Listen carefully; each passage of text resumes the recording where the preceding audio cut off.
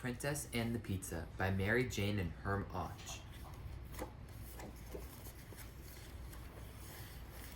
Princess Paulina needed a job. Her father had given up his throne to become a woodcarver and moved them to a humble shack in a neighboring kingdom. Since the king was still learning, his carvings didn't sell, and Paulina's garden barely kept enough on the table. Paulina missed princessing. She missed walking the peacock in the royal garden, surveying the kingdom from the castle tower, and doing the princess wave in royal processions.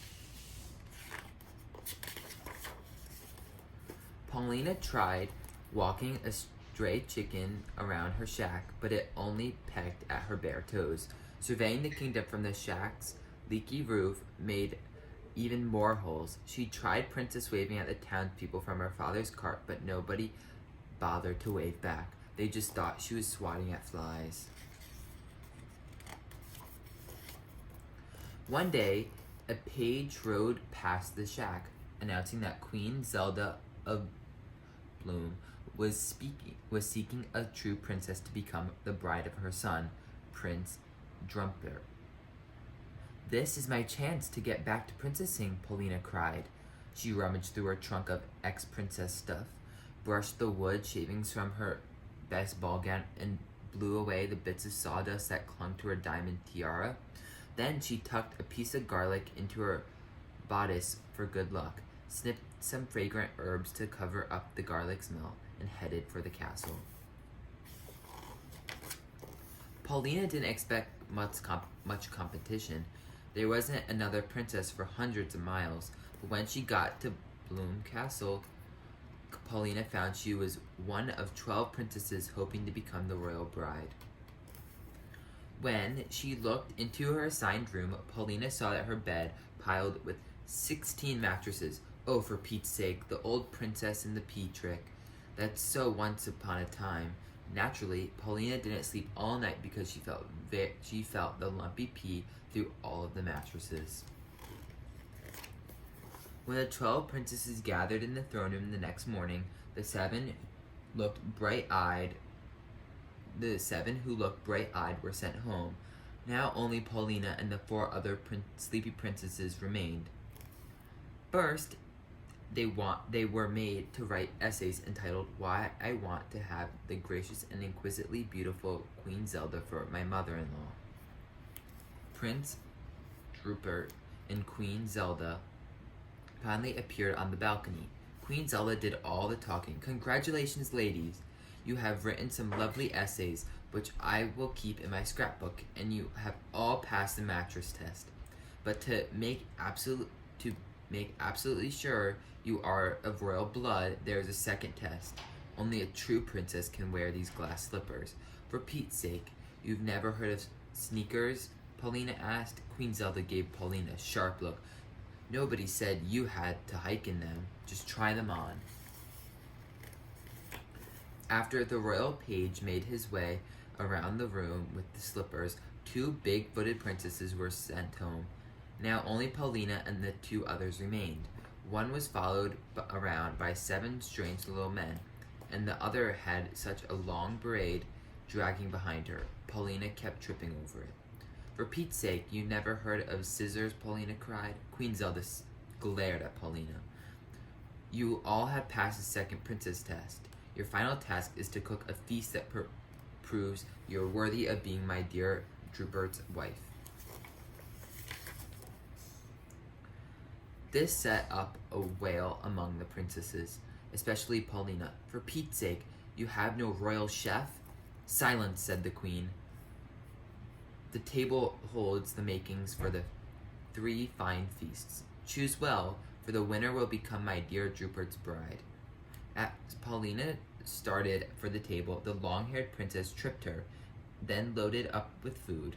By the time Paulina got there, the 7 strange little men had run off with everything but some flour, yeast, and water, 3 overripe tomatoes, and a hunk of stale cheese. "Hey, that's not fair," Queen Zelda. "Will you help me?" "No," said the queen, "because you have a big mouth." A servant escorted Pauline to her room and locked the door. Hey, how can I cook without a bowl or spoons or pots? There was no reply. Paulina tried to make bread, kneading the flour, water, and yeast together, but it only stuck to the tray in a flattened mess. She squished the tomatoes over the dough to brighten it up. It looked awful. She sprinkled the cheese gratings over the top. It was still a mess, and Paulina was exhausted. For Pete's sake, where's your fairy godmother when you need her? I'm gonna take a nap. She reached under the pile of mattresses, pulled out the offending Pete, and climbed into bed. She hadn't been sleeping long when there was a knock at the door. Only 20 minutes left, called Queen Zelda. I don't smell anything cooking. I'm not cooking, said Paulina. I'm napping, then I'm going home. You're not going anywhere, said the Queen. The losers will be beheaded. Paulina sat bolt upright. Beheaded? You didn't tell us that. I forgot, said the Queen. Can't I have a second chance? How about I try to spin straw into gold, or maybe I could guess a weird little man's name.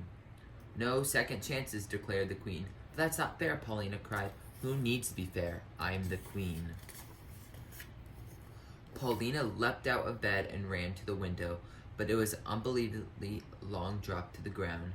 The meal was her only hope. She rushed the tray over to the fireplace, stirred the few remaining hot coals, then crushed her garlic and sprinkled it over the mess for good luck. Finally, Paulina tossed on the herbs to cover up the garlic smell. Paulina paced back and forth, playing her escape. Perhaps she could make a deal with the long-haired princess that climbed down her parade. She didn't notice that the goopy dough had browned into a crust. The tomatoes were bubbling, the hard bits of cheese had melted, and the fragrance of the garlic and herbs filled the room. A page opened the door. Time's up. Paulina took a deep breath, carried her tray into the great dining room. The two other princesses had made lovely feasts, especially the one with the 7 strange little men to help her. Prince Rupert went right to Paulina's tray. It's not pretty, but it smells scrumptious. He helped himself to an unusually generous piece. What do you call this dish? Paulina shrugged. I don't know. It can't be an official entree in the contest if it doesn't have a name, said the Queen. Oh, for Pete's sake, Paulina muttered. What's that? Snapped the Queen. Pete's what? Remembering the beheaded threat, Paulina tried to think of a name. It's Pete's, pizza. The Queen took a bite. Odd name, but it's tasty. The winner is Paulina's pizza. You mean I won't be beheaded? I was only kidding about the beheading, said the Queen. Then I was only kidding about wanting to marry Prince Drumpert. Who needs him? I have other plans. Will you leave your recipe? Asked the Queen. No way, said Paulina. It's just become a family secret. She headed for the door. I liked you best, whined the Queen, following close behind. Oh, for Pete's sake, muttered Paulina as she stomped across the drawbridge. Paulina's Pizza Palace opened a few weeks later. It featured unusual carved furniture and 50 kinds of pizza. Every Thursday, on the royal chef's night off, Queen Zelda and Prince Drumpert came to Paulina's for popcorn pineapple pizza. They often stayed to play cards with Paulina's father. From then on, wherever Paulina drove her pizza delivery cart through town, doing the princess wave, everybody waved back and ran after her, asking about the day's specials. Life was good. Paulina was grateful not to have Queen Zelda for a mother-in-law, but she still worried about one thing. She worried about getting Queen Zelda as a stepmother. The end. That was The Princess and the Pizza.